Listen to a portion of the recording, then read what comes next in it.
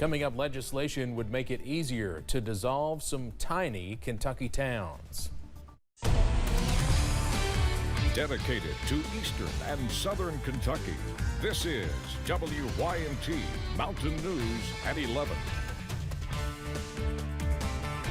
Good evening, I'm Steve Hensley. We begin tonight with a developing story. A skull found after flooding last year in Clay County has finally been identified. The coroner's office identified the skull found as that of 21-year-old Michaela Collett of Leslie County, who went missing in October of 2020. It was one of two skulls found in Clay County following last year's March flooding, which were sent to rapid DNA testing. It's unknown how Collett died. No other details are available at this time. Eastern Kentucky is known for its small towns, but some of those towns are facing a financial problem, which leaves them with a tough choice. Senate Bill 106 is meant to make that choice a little easier.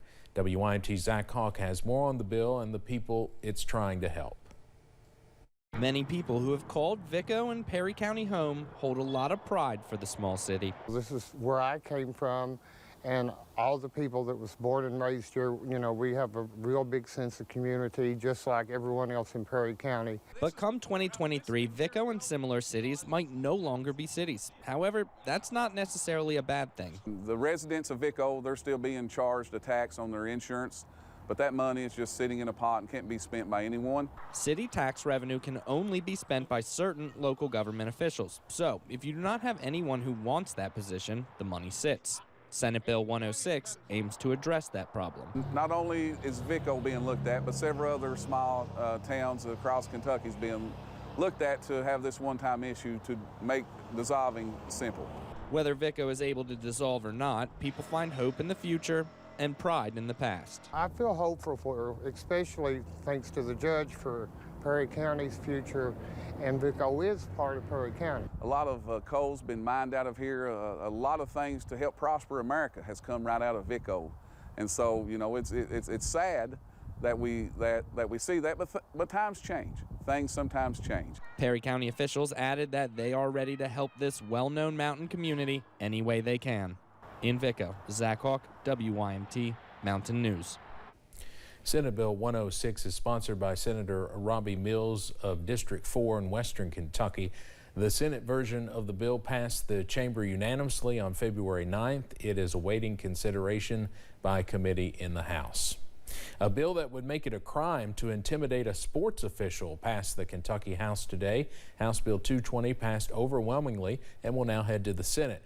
It would create the crime of intimidation of a sports official, which would be a Class A misdemeanor. Another bill being debated in Frankfort is House Bill 301, which would prevent outside money from being used to fund elections in Kentucky. In 2020, nonprofits backed by Mark Zuckerberg donated more than $7 million to Kentucky clerks and $1.6 million to the State Board of Elections. Sponsors of the bill say that money casts a cloud over elections. However, some county elections officials say that money made their elections run much more efficiently last cycle. And a bill in the House Education Committee aims at slowing down drivers around school buses. Under House Bill 221, school districts would be able to install stop arm cameras on school buses. The cameras would take a photo of drivers who do not stop, and police would be able to issue a ticket for violators. The bill will now go before the full House.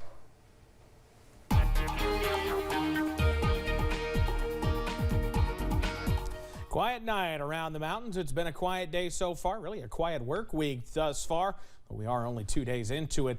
Things begin to change, though, as we head into tomorrow. For tonight, I-75, it's all quiet in Mount Vernon this evening.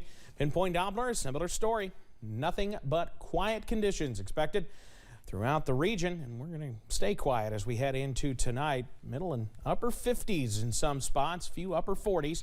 Already working into the mountains this evening.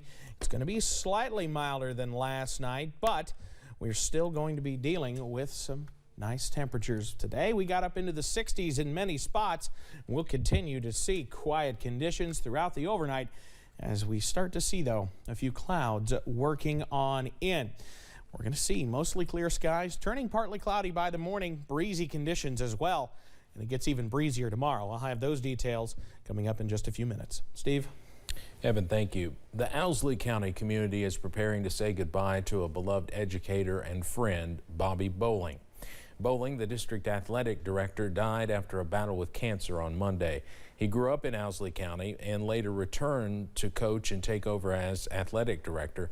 Those that knew him say he left a lasting impact on the kids and the county that will never be forgotten. He just always had their best interest at heart, just looking to do anything he could do, you know, for them, to push them, to make them better, you know, make them better people. He's just one of those special people that we'll definitely miss. Bowling's visitation will be from 5 until 9 p.m. Saturday, and his funeral will be at 3 p.m. Sunday at the Owsley County High School gym. Bowling was just 39. A bridge in Estill County connecting Kentucky 52 to Irvin over the Kentucky River has temporarily reopened. Crews closed the bridge last November for repairs. Work was supposed to finish up at the beginning of the year, but bad weather delayed it. Crews still need to paint the bridge. We don't have a start date for that just yet. The Transportation Cabinet says when that work does begin, the bridge is expected to be closed again for 3 months. The Kentucky 499 bridge will serve as the detour. Kentucky's COVID-19 cases continue to drop. The state announced about 4,000 new cases today and 34 more deaths. The positivity rate is also down today to 17.16%. There is a slight uptick in hospitalizations and people on a ventilator, but the number of folks in the ICU is about the same. You can always find the latest COVID-19 information on our website at WYMT.com. A new KET docuseries says that living in a holler can be bad for your lungs. The series, which focuses on lung disease in Kentucky, follows a study of 900 Harlan and Letcher County residents. Results of the study showed that coal mines played less of a role in lung disease than previously thought, and that poor air quality in hollers where pollution settles is a larger culprit. But the series' health producer, Laura Kruger, says there is a bigger threat to your lungs. Smoking tobacco is the biggest issue. If you talk to any doctor in the entire state, they would say that. Kruger says smoking outside can make a big difference in the air quality of your home. The series Fighting to Breathe, Lung Disease in Kentucky premieres next Monday at 9 p.m. on KET. This month is National Cancer Prevention Month, the time dedicated to bring awareness to the preventative measures we can take to lessen our risk of cancer. Oncologist and hematologist at the ARH Cancer Center, Dr. Sam Bailey, says beginning screening for cancer at the ages the American Cancer Society recommends is important in catching cancer early on. Dr. Bailey adds that your weight, diet, and activity level are also keys to cancer prevention. So obesity is probably the predominant driver of the increased colon cancer rates, as well as it increases rates of breast cancer as well as prostate cancer. So most cancers, obesity actually increase your chance of developing one of these cancers during your lifetime. Dr. Bailey adds that maintaining a healthy plant-based diet and limiting your intake of processed red meat can reduce your risk of cancer significantly. The Appalachian Arts and Entertainment Awards will hit the stage soon at the Mountain Arts Center in Prestonsburg.